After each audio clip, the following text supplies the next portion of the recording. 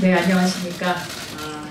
I love 파란서울, 박영선의 엄마가 숨쉬는 서울에 관한 오늘 정책 공약을 발표하려고 합니다.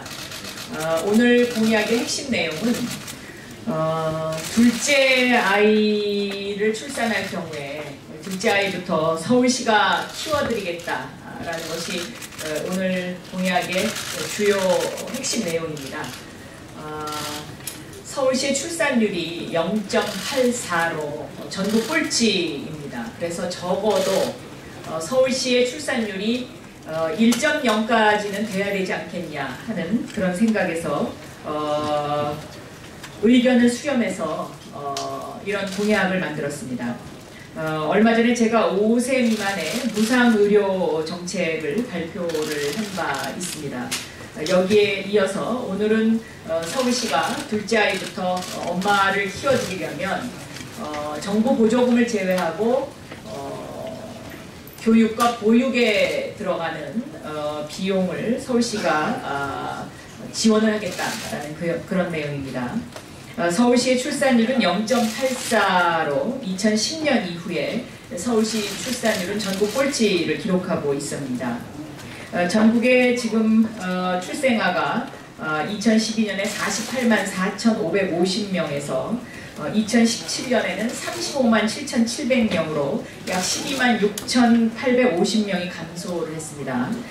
그런데 이 서울의 경우에 서울시 출생아의 경우에 2012년 9만 3,914명에서 2017년에는 6만 5,300명으로 무려 2만 8,614명, 그러니까 약 30%가 감소를 했습니다. 굉장히 빠른 속도로 지금 출생아가 감소를 하고 있습니다. 이와 같은 것은 그 30, 40대가 한 달에 12,000명씩 서울을 떠나는 정책과 서울을 떠나는 것과 무관하지 않다고 생각합니다. 왜냐하면 30, 40대가 서울을 한 달에 평균 12,000명씩 떠나게 되면 자기 아이들 키우는 아이들까지 다 데리고 가고 또 출산 가능한 사람들, 출산 가능한 연령의 젊은 층이 서울을 떠나고 있다는 것이기 때문에 그만큼 지금 서울이 쇠퇴하고 있다라는 것을 반증하는 것이라고 생각합니다. 이 문재인 대통령은 기존의 생각과 한계를 뛰어넘어야 한다. 해오던 대로 하면 저출산 고령화에 방법이 없다라고 강조를 하면서 획기적 저출산 대책을 주문한 바 있습니다. 그래서 저는 서울부터 이것을 시범적으로 운영할 필요가 있지 않겠나 이렇게 생각합니다. 둘째 아이를 출산했을 경우에 만 5세까지 서울시가 매월 20만 원을 지원을 하게 되면 이 만 5세까지의 무상의료에 그 다음에 교육과 보육 비용을 담당하게 돼서 서울시가 사실상 만 5세까지의 아이를 키워드릴 수 있게 됩니다. 현재 0유아 0세부터 5세까지의 이 보육 비용을 계산을 해보니까 정부 보조금을 제외한 0유아 1인당 교육, 보육 월 평균 비용이 약 26만 2천 원으로 계산이 되고 있습니다. 이것은 국무총리사나 정부 출연연구기관 육아정책연구소의 2017년도의 통계치입니다. 그래서 서울시가 20만 원씩 더 둘째 아이부터 지원을 해드리게 되면 올 9월부터 아동수당 10만 원이 지급이 되기 때문에 이 둘째를 가진 서울시에 거주하는 가정에서는 한 달에 약 30만 원 정도가량의 지원금을 받을 수 있게 돼서 사실상 교육과 보육을 서울시가 책임질 수 있게 된다고 생각합니다.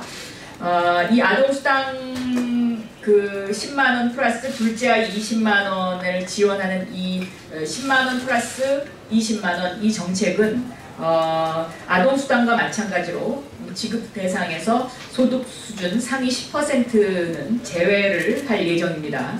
그렇게 되면 추가로 서울시가 비용해야 할 그 부담금은 2016년 둘째 출생아 26,204명을 기준으로 했을 때 연간 약 600억 원 정도가 소요가 됩니다.